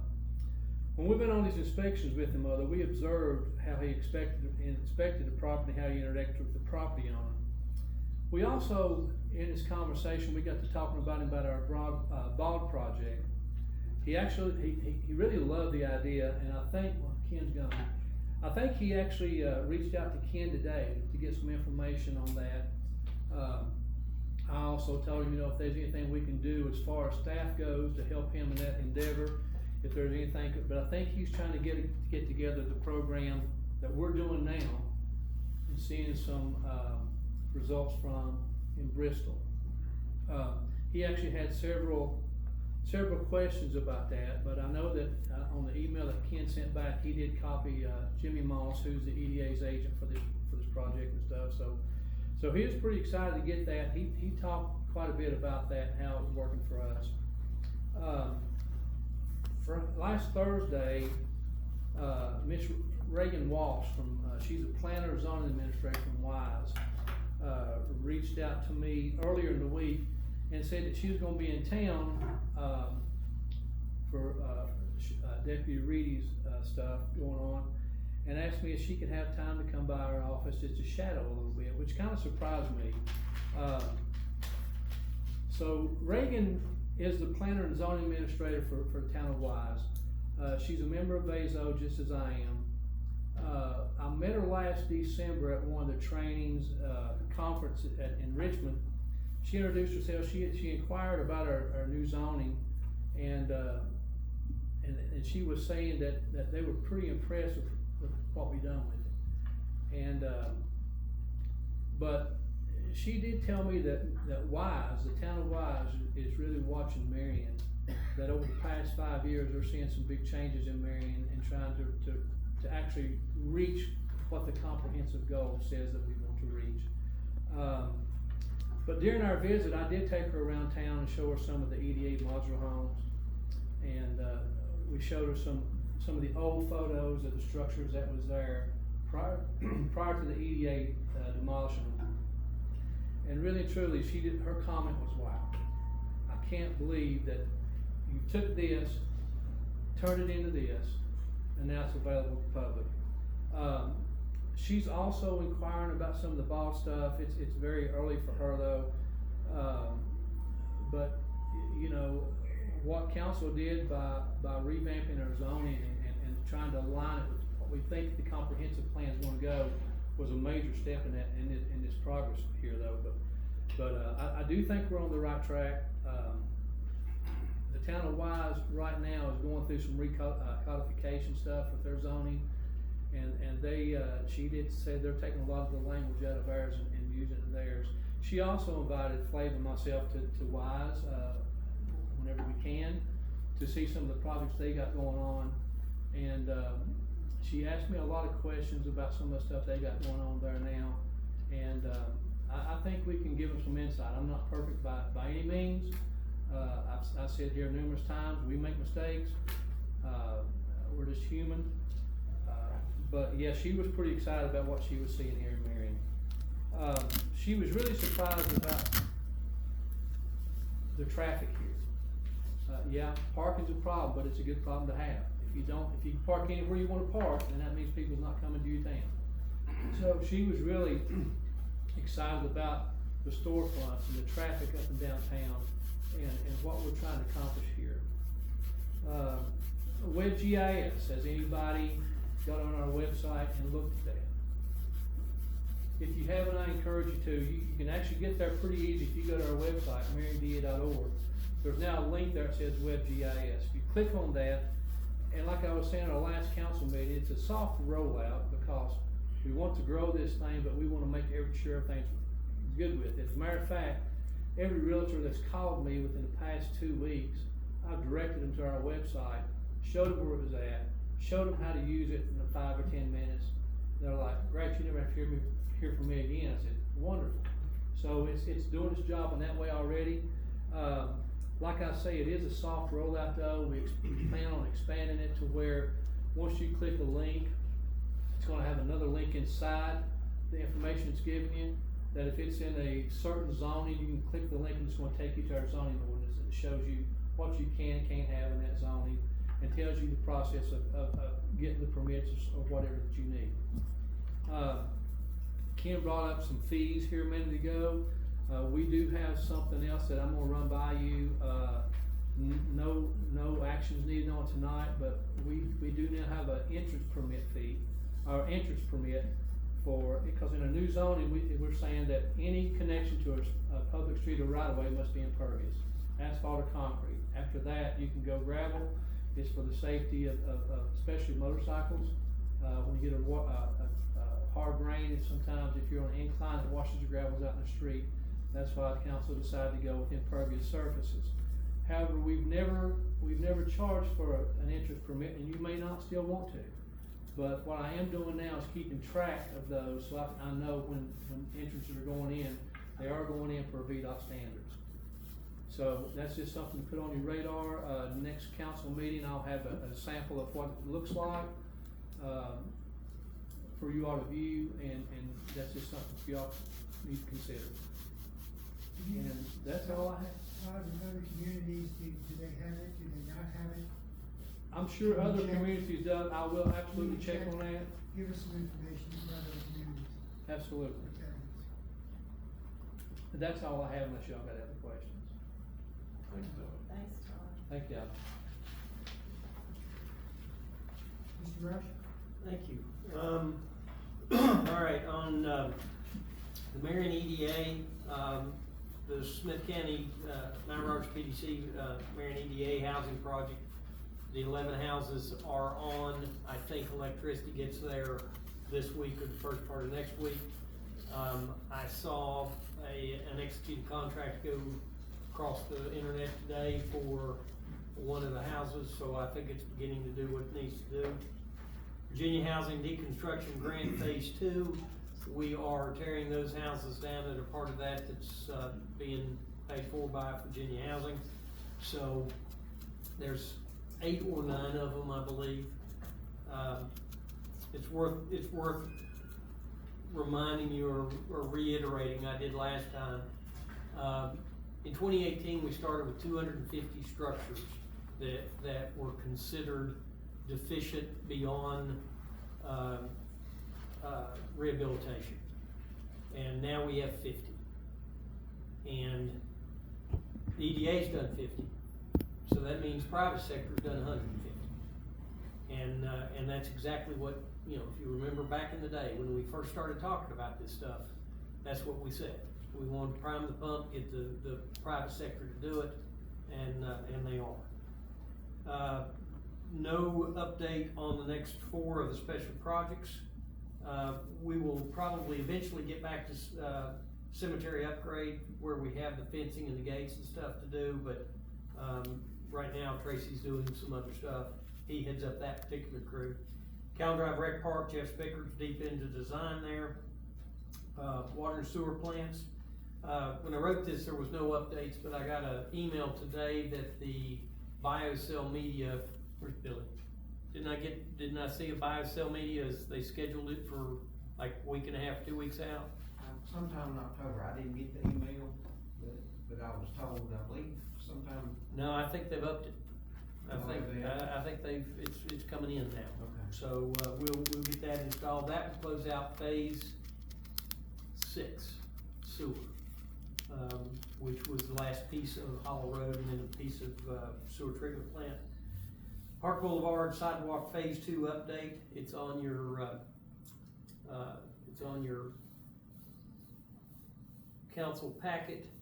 The bids came in as expected, too high. All right, and so what I've done is I've gone back and asked. Well, I've had Jamie do it, but Jamie has gone back and asked VDOT to do it force account like we did the first one. We believe that we can do it for substantially less. And what you have in the VDOT, let's see if I can get to that. I know it's here. Bid material. Anyway, I know it off the top of my head. It's somewhere right at $600,000. The last one, if you remember, came in at $640,000. We did it force account for $281,000 plus the fee.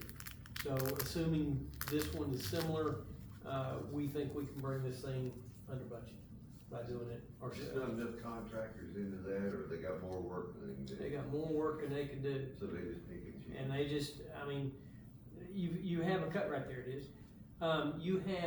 You have some issues, you have several issues. One, you don't have a lot of general contractors.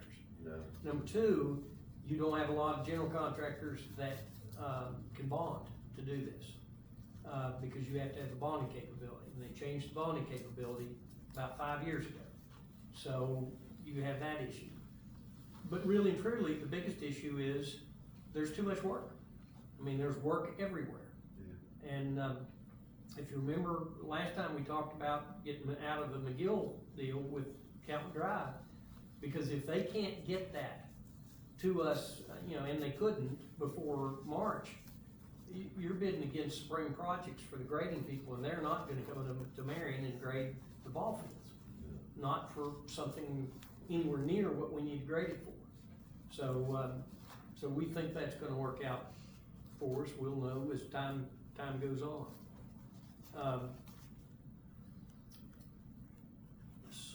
Smart Scale UPC 11078. That is the smart scale project down at Commerce and Main. And I got this email that said they think that the site work will be finished up by next week sometime. You know, they're gonna have to hurry, but that's the email I got, so I think we see a horizon there. South Church Street stream encroachment, still haven't heard anything back from VDOT on that. Townwide, traffic and sidewalk. All right, so if you remember back almost this time last year, you all tasked us with getting a townwide traffic impact analysis. What triggered that at the time was one-way parking on back streets and stuff like that. And so we started trying to put together the engineering contracts, the RFPs. If you remember, there were some problems getting that done because VDOT wanted some specific language. We got that done. Then we got the engineering done first part of this year. All right. So Marion and Craig is the people that historically for us have done, I guess, VDOT stuff. Where Lane Engineering would have done water and sewer, Marion and Craig would have done this kind of stuff. All right, so we reached out to them and said, okay, here's what we're looking for. We're looking for a townwide TIA. We're looking for an understanding of what we have to do with the light, because you have a light situation here that is part of the VDOT maintenance money that we'll have to do. We'll try to get some more of the money, but I mean, that's our requirement. And then you all added a couple of months ago, the sidewalk upgrade, you know, to understand what that is. All right, so what you have in front of you tonight is they've gone through there.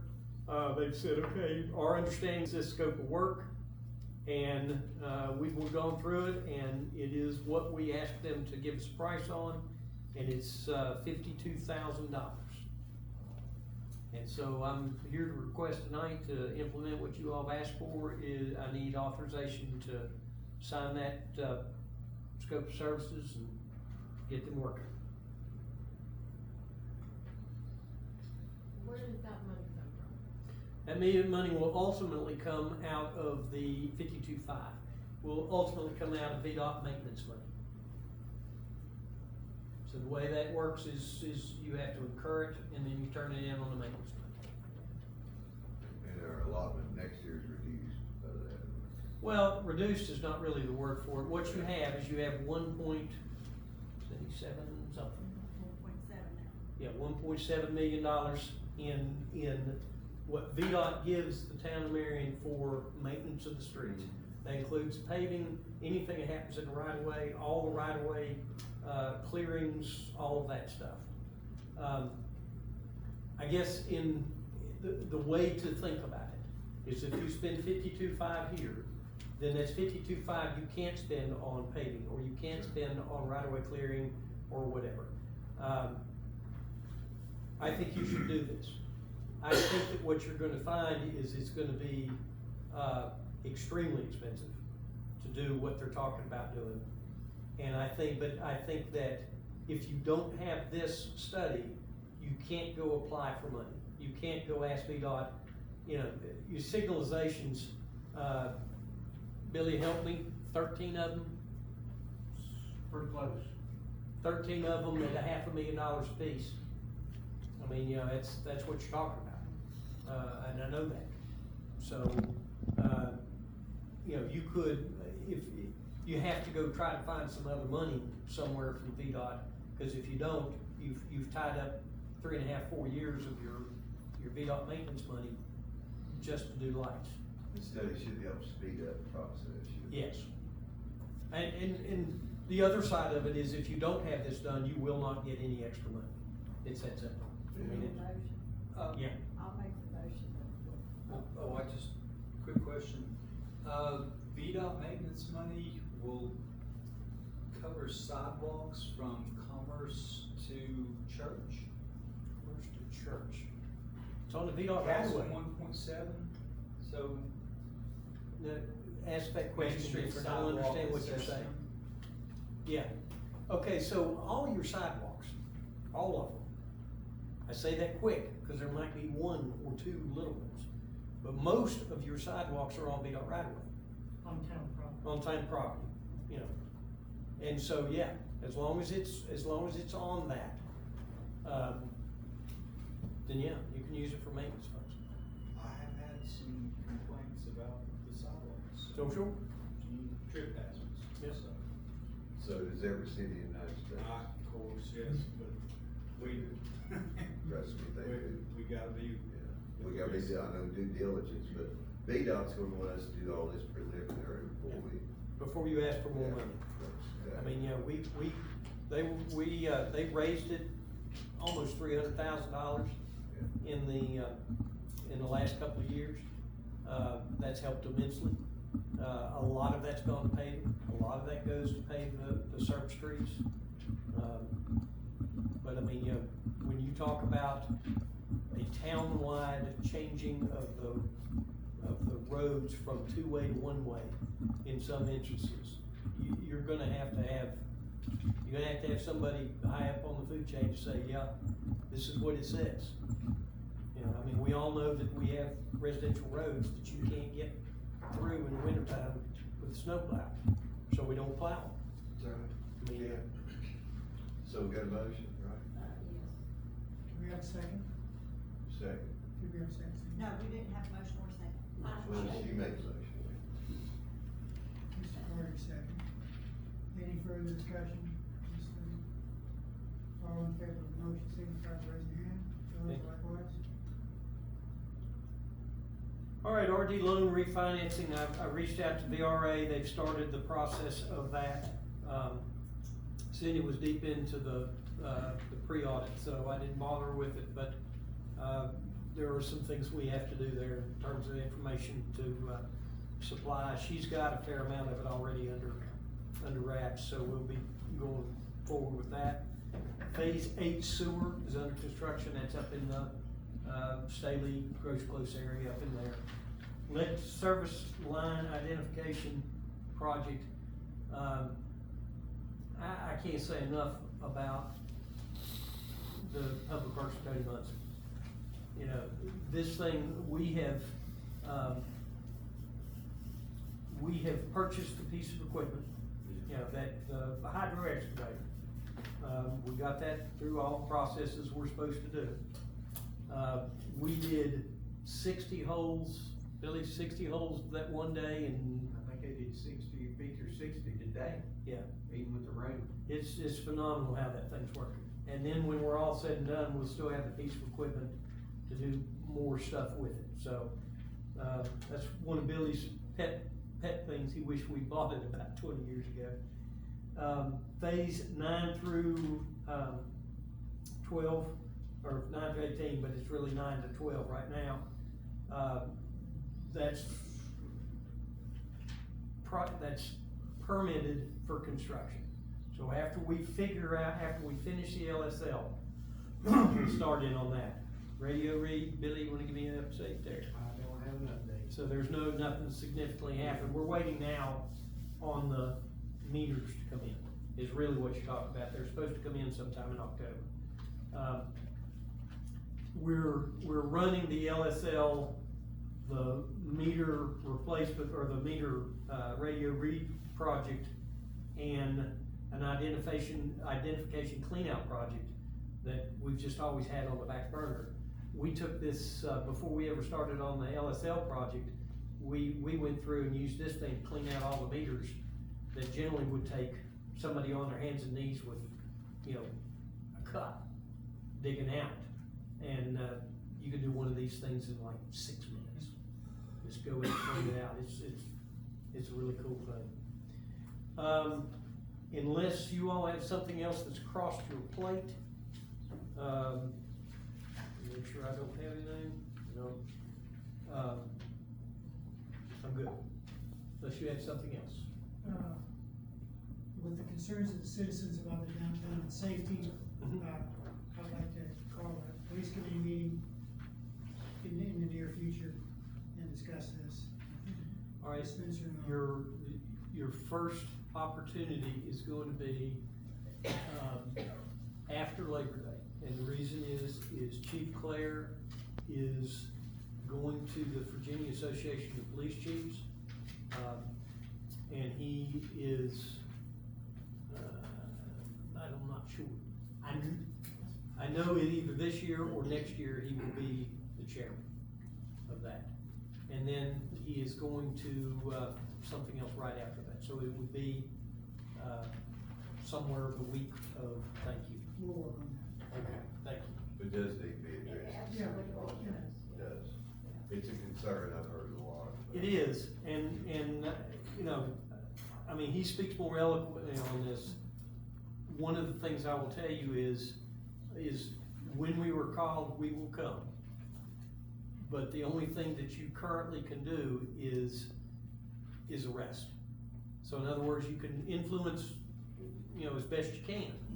All right, but that's gonna be the question in front of the council. Is, okay, if you're going to do this type of patrol, are you gonna do it for the entire commercial corridor? And what's that gonna look like?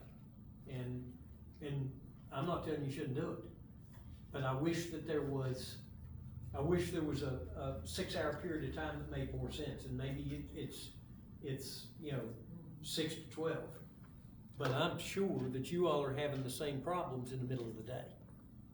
Because we were having them everywhere. I mean, you know, we were, 2 years ago, you had 6 homeless people in the town. Now you've got 25. And we track them. We know where they are, we know what they're doing.